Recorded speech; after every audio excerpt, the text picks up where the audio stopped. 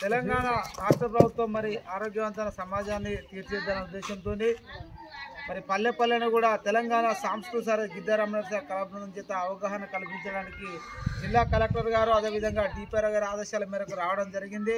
పరిసరాల పరిశుభ్రత, అదేవిధంగా సీజనల్ వ్యాధులు, మరి డ్రగ్స్ మహమ్మారి, యువతను పీడిస్తున్నటువంటి మహమ్మారి డ్రగ్స్పై, అదేవిధంగా మూఢనమ్మకాలపై కూడా మరి తెలంగాణ సాంస్కృతిక గిద్దరామనరస కళా బృందం పల్లె పల్లె తిరుగుకుంటూ మన గ్రామానికి రావడం జరిగింది. దాంట్లో భాగంగానే మరి పరిసరాల పరిశుభ్రతపై ఒక పాట.